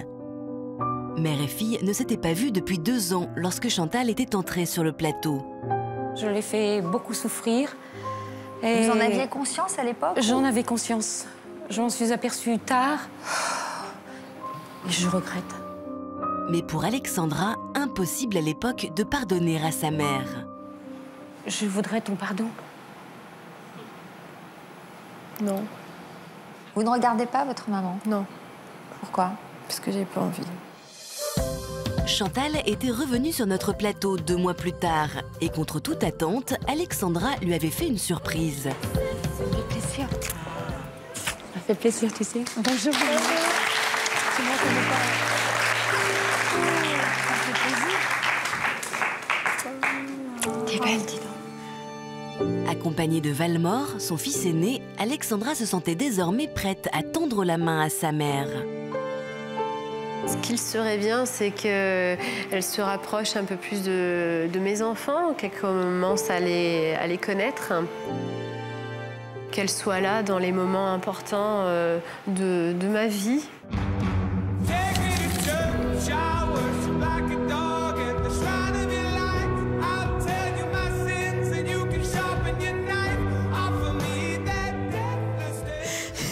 J'ai besoin d'être calée avec le ventre. Un ventre arrondi qui annonce une 4e grossesse pour Alexandra. Mais ce n'est pas le seul événement marquant de sa nouvelle vie, dont le point de départ a été son 2e passage dans l'émission. Sur le plateau, c'est la chose hallucinante, ça doit être quand ma maman me prend dans ses bras. Ouais. Je m'y attends pas du tout. J'ai vu Alexandra descendre avec Valmore, venir sur moi. Et puis alors là, se mettre dans mes bras, le petit Valmore. Alors là, je vais vous dire une chose, je n'ai pensé qu'à une chose. J'ai dit, elle m'a pardonné. Elle se retrouve en face de mon fils, qui est déjà un petit garçon. C'est un jour à marquer d'une croix, parce que c'est formidable. Là, il lui a fallu du temps, mais d'un autre côté, il fallait lui laisser le temps. C'est le jour du 2e plateau que j'ai retrouvé ma fille. Déterminée, Chantal décide quelques mois plus tard d'emménager à Orléans, où vivent Alexandra et ses 3 enfants. Une décision qui convainc définitivement la jeune femme de laisser une chance à sa mère. Je voulais lui prouver que je l'aimais, que j'étais sa maman. Quand elle a emménagé sur Orléans, là, je me suis dit, il y a peut-être des chances qu'on puisse peut-être se rapprocher. Et le déclic, ça a été les enfants. J'avais envie de leur offrir aussi une grand-mère. Et c'est vrai qu'on ne peut pas enlever ça à des enfants. Elle vient à la maison, je vois ses enfants, ils s'attachent à moi, elle s'attache. Elle a une place auprès de chacun de mes enfants aujourd'hui. Je suis toute chamboulée par contre, moi. Je me dis, ça y est, c'est du concret. Et depuis, tout doucement, Alexandra et Chantal s'apprivoisent. Une nouvelle relation se crée. Aujourd'hui, il y a ma maman qui est revenue dans ma vie. Ma relation avec elle aujourd'hui, c'est proche et pudique à la fois. Et puis c'est maman que je n'ai plus entendue depuis bien des années. Ça fait bizarre de redire maman. On essaye de rattraper le temps perdu et puis... De toute façon, le passé, c'est le passé. Il est là, on ne peut pas non plus l'effacer. Je l'ai retrouvé. Je ne pourrai plus la perdre. J'ai trouvé un apaisement au plus profond de moi. Je pardonne pas, mais j'avance. Pourvu que ça dure.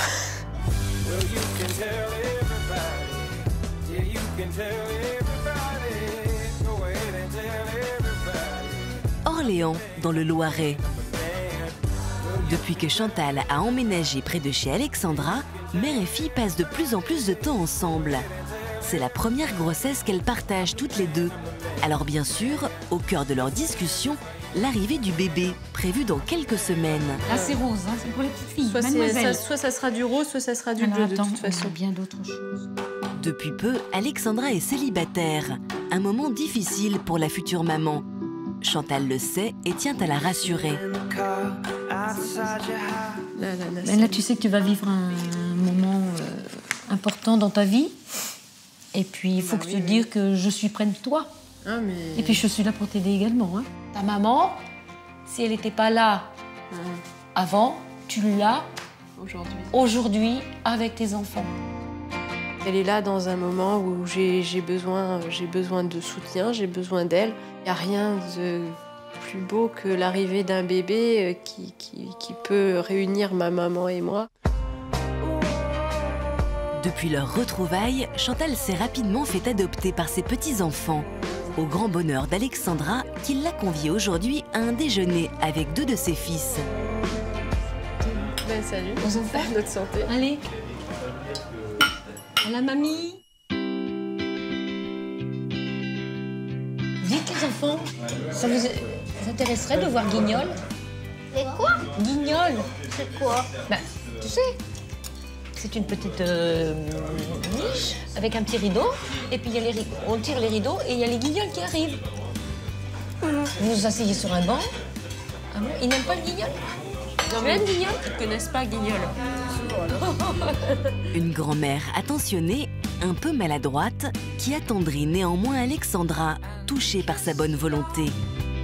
Ma maman, en tant que mamie, elle assure, elle les aime beaucoup, ses petits-fils. Et puis, ils la font tourner en bourrique, donc du coup, c'est rigolo. Avant, je ne voyais pas trop, et maintenant, je vois plus souvent avec mamie. On nous fait souvent des surprises, des puzzles. C'est bien qu'on fasse ensemble des choses, tous ensemble. Maintenant que Chantal est de retour dans la vie de sa fille, les 2 femmes s'apprêtent cet après-midi à partager un autre moment inédit. Oui, c'est pour le rendez-vous de 17h30. Pour la toute première fois, Alexandra a convié sa mère à une échographie. Voilà, je vous laisse vous asseoir à côté de votre fille. Vous avez un écran juste en face, vous verrez exactement la même chose que nous. Merci bien. Voilà, vous voyez, vous avez ici les ailes du nez, les narines, oui, les lèvres et le petit menton. On voit les doigts. Il est mignon. Puis là, on a, vous voyez, une main qui tient presque le pied. Oui. Donc il est bien positionné, il n'est pas trop près du col, il est au-dessus de la tête. C'est fantastique. Alexandra en est consciente, elle vit enfin avec sa mère un moment unique dont elle avait rêvé toute sa vie. J'ai vraiment l'impression que avoir une mère aujourd'hui, que tu as repris ta place, que tu es là comme quand j'étais toute petite. Je suis fière de toi. Et je suis heureuse que ce moment soit arrivé. C'est émouvant pour moi, toi.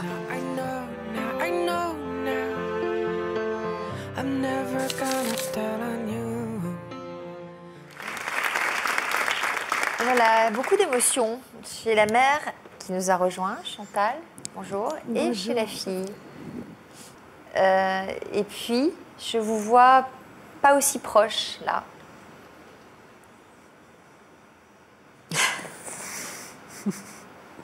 Qu'est-ce qui s'est passé? Un petit froid. Comment? Un petit froid. Ben, je vois, oui. Alors que tout allait bien.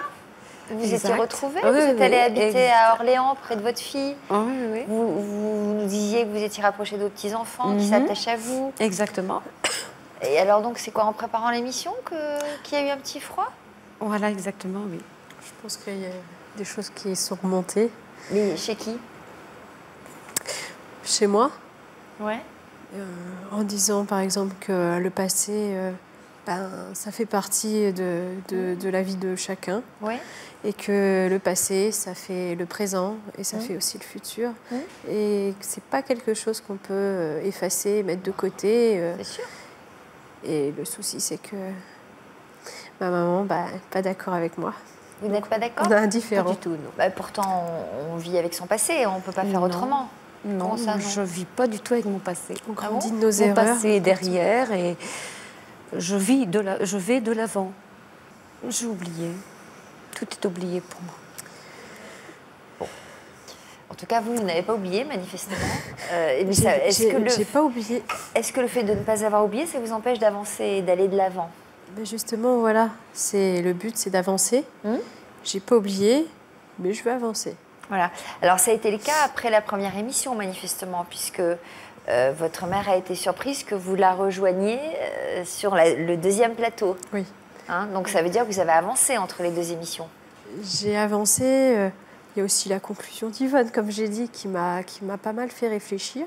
Et qui m'a. Vous vous souvenez de ce qu'elle vous a dit précisément? Oui. Qu'est-ce qu'elle vous a dit? Elle m'a dit que pour moi, aller de l'avant, pour pouvoir en fait avancer avec mes enfants et avoir une vie équilibrée et stable, il fallait que je travaille sur mon passé.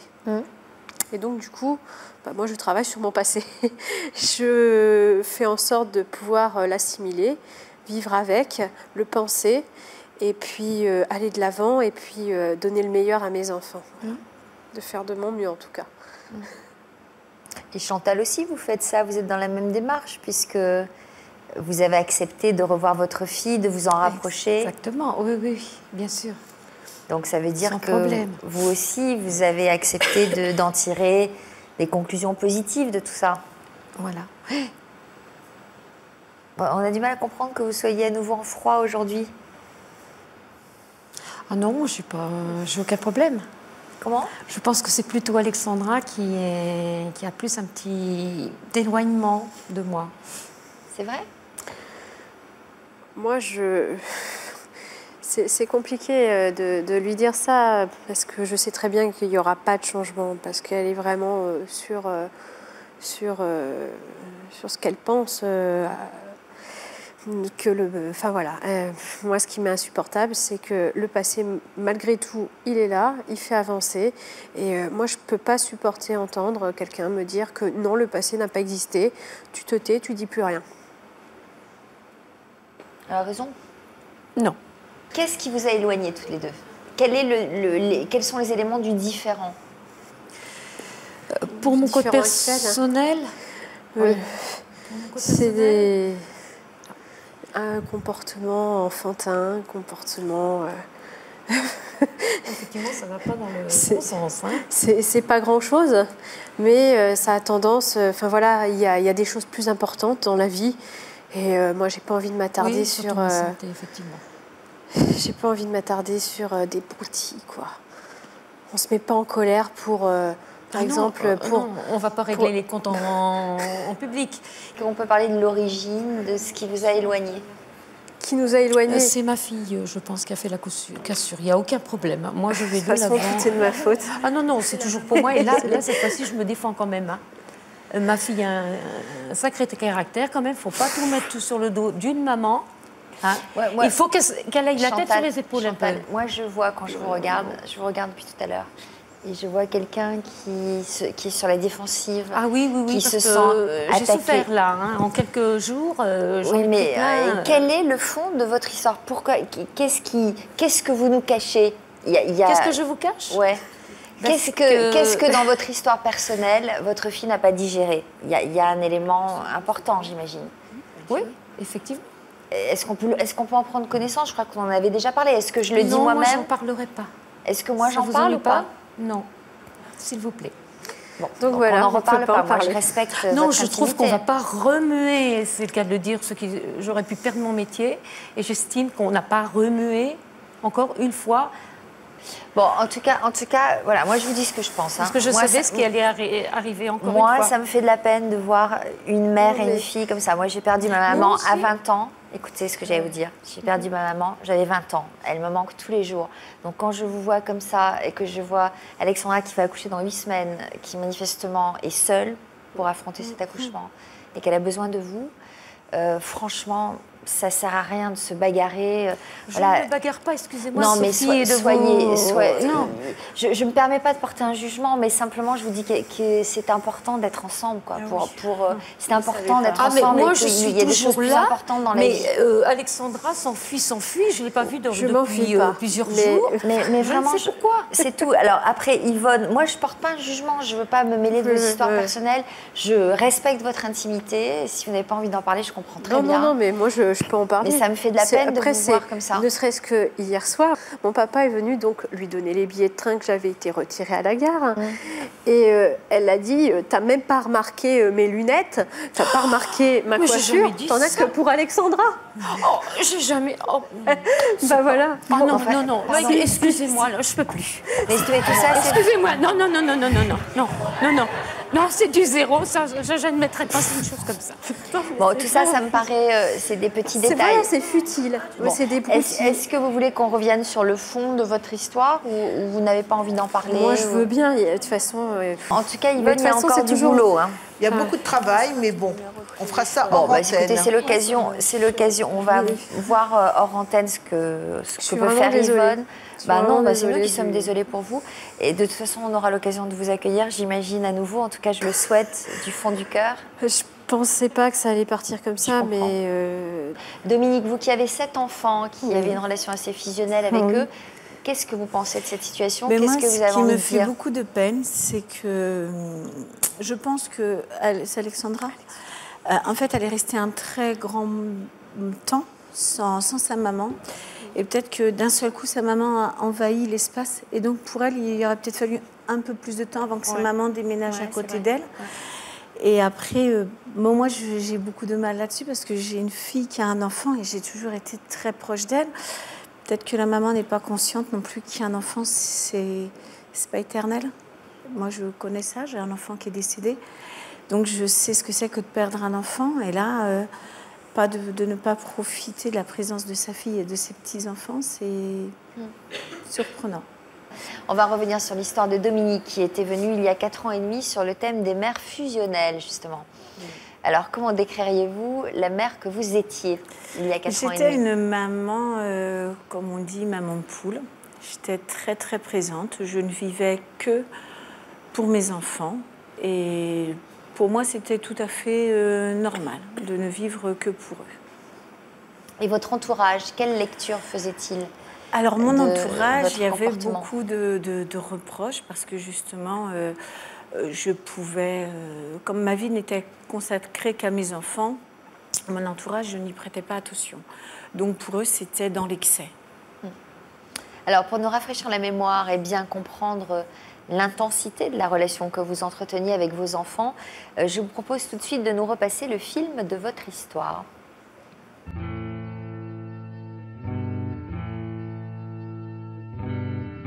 Je suis fusionnelle avec mes enfants. Ça fait 18 ans que je vis autour d'eux. Pour montrer son amour à ses 7 enfants, Dominique les couvrait en permanence de bisous et de câlins. Dès que je les vois, c'est quelque chose... Il faut que je les touche. Je ne sais pas comment ça se fait en fait. Mais j'ai besoin tout le temps de les avoir. Un besoin qui ne lui laissait aucun répit. Dominique contrôlait tout le temps, pour être sûr qu'il n'arrive rien à ses enfants. Owen, vous allez pas trop loin, vous restez devant. Ambre, on revient. Allez là, devant, va la chercher. Et Sam, reste à côté de maman. La petite. Owen. Et cette relation fusionnelle avec ses enfants se construisait au détriment de sa vie de couple. David, ça lui arrive donc de dormir dans ses jours parce que lui il ne veut pas dormir avec les enfants. Déjà, il n'y a plus de place dans le lit et que ça l'embête. Donc, pour pas qu'on se dispute, il dort lui à côté. Donc, c'est les enfants d'abord, c'est les enfants qui gagnent en fait. Venu seul sur notre plateau, Dominique n'avait pas supporté d'être éloigné de ses petits. Mais qu'est-ce qu'il y a? Les enfants, ils sont pas là. J'aime pas parce que je les vois pas. Vous savez qu'un jour ou l'autre... Mais j'aurai mes petits-enfants à ce moment-là. Donc tout l'amour que j'ai donné à mes enfants, je pourrais le donner à mes petits-enfants. Bonjour Michael, merci d'être avec nous. Vous êtes le nouveau compagnon de Dominique. Dans quelles circonstances vous avez fait connaissance tous les deux? J'avais acheté un billet de train pour aller voir le concert de Metallica au Stade de France. Et ensuite, via Internet, je suis allé voir s'il y avait du covoiturage depuis Perpignan, parce que j'habite Perpignan. Et je suis tombé sur Dominique qui cherchait exactement la même chose. Donc, un covoiturage. Un covoiturage pour monter sur Paris, oui. Donc vous êtes retrouvés dans la même voiture? Non, en fait, non, ça s'est pas passé comme ça. Pour ne pas tomber justement du jour au lendemain dans la voiture avec un parfait inconnu, nous avons décidé de nous rencontrer plusieurs fois avant. Donc on a plusieurs fois avant. Pour faire connaissance une première fois et après voilà. On s'est liés d'amitié. D'accord. Et donc on se voyait plus souvent. Il faut dire qu'on habitait à demi-heure l'un de chez l'autre. On n'était pas très loin. D'accord. Est-ce que vous avez tout de suite remarqué, alors déjà quand Dominique vous a dit qu'elle avait 7 enfants, ça vous a pas fait fuir en courant? Ah non, ça fait pas peur. Et franchement, ça fait pas peur. Moi, j'en ai aucun, mais ça m'a pas fait peur. Bon, et est-ce que vous avez remarqué tout de suite qu'elle a une relation très forte avec ses enfants?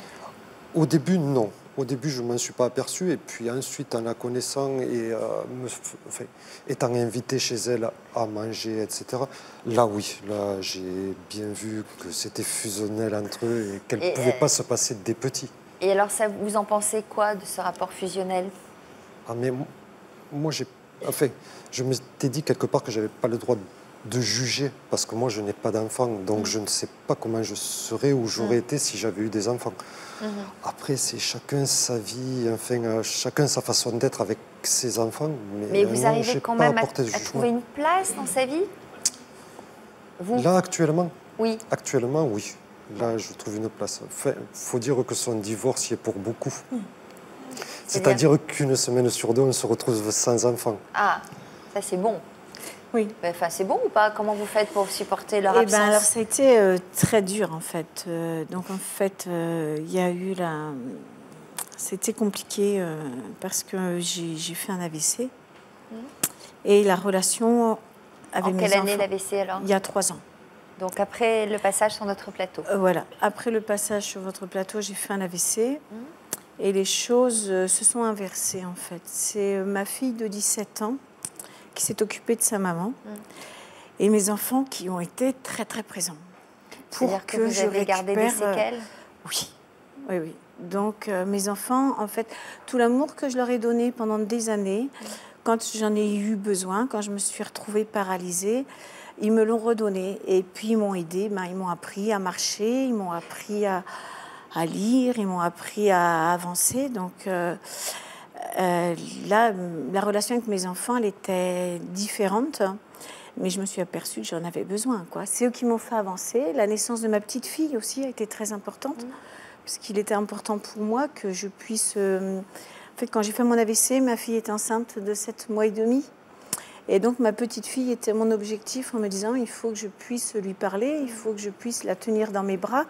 Et j'avais tellement peur que ma fille s'en aille avec la petite sans que je la voie jamais parce que j'étais dévisagée, parce que j'avais perdu les capacités, que je me suis accrochée à cette naissance et j'ai beaucoup avancé. Et ma fille était très présente. Mon petit de 3 ans aussi m'a fait avancer. Et je me suis aperçue qu'il fallait vivre aussi pour soi. Parce qu'il m'a fallu beaucoup, beaucoup de temps pour moi, pour la rééducation dans les centres où je ne voyais pas mes enfants. Et je me suis aperçue, surtout grâce à Michael, que c'est très, très bien de vivre pour ses enfants. Mais notre vie à nous, on ne sait pas quand elle s'arrête. Et il faut en profiter tant qu'on peut. Alors, il y a des paroles d'Yvonne aussi, auxquelles vous vous êtes raccrochée. Oui, parce qu'en fait, sur le plateau... Yvonne m'a éclairée sur cette fusion avec les enfants qui était en fait le décès de mon premier enfant. Donc j'ai su à l'âge de 18 ans qu'on pouvait connaître le décès de son enfant. Et donc quand mes enfants sont nés et ont été bel et bien vivants, mais je me suis accrochée à eux en me disant on ne sait pas ce que l'avenir nous réserve, on ne sait pas quand nos enfants vont décéder, donc je leur ai tout donné dès que j'ai pu. Alexandra, je vois que vous réagissez. En plus, quand on est enceinte comme ça, on est dans un état d'hypersensibilité. Oui. Non, mais c'est une super maman, quoi. Je me dis. C'est vrai que c'est la maman dont j'aurais rêvé. Et c'est vrai, de perdre un enfant, c'est dur, quoi. Et je pense aussi au mien. Et c'est vrai que c'est quelque chose on n'y pense même pas, c'est impensable. Et pourtant, ça arrive. Pourtant, ça arrive, ça peut arriver à n'importe qui. Ça va être dur pour votre mère d'entendre ça, quand même. C'est la maman dont j'aurais rêvé. Accordez-lui une chance de...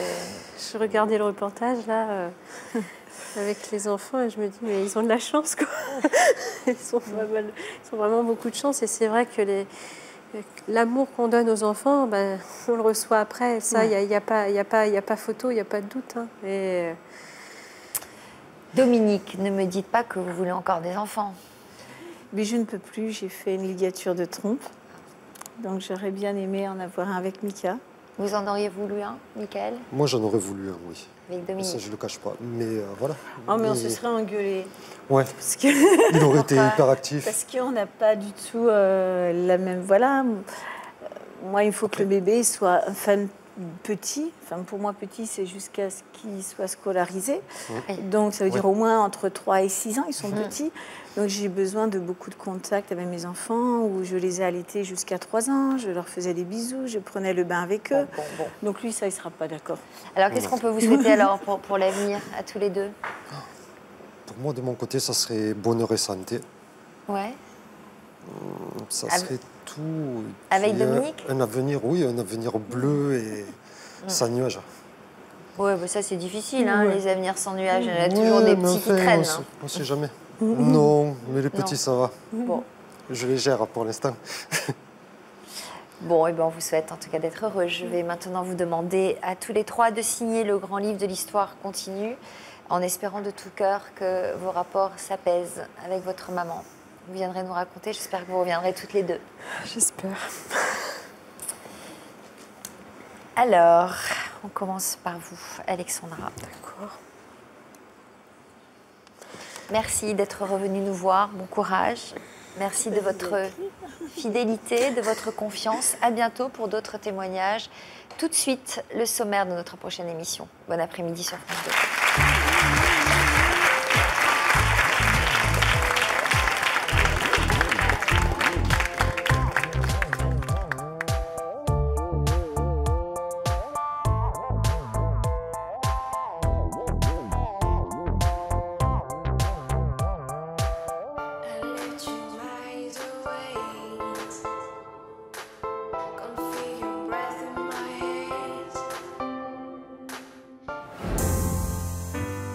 Il y avait toujours, chaque année, un petit groupe de personnes qui allaient soit s'amuser à imiter mon bégaiement, soit me dire mais t'es qu'un petit bégayeur.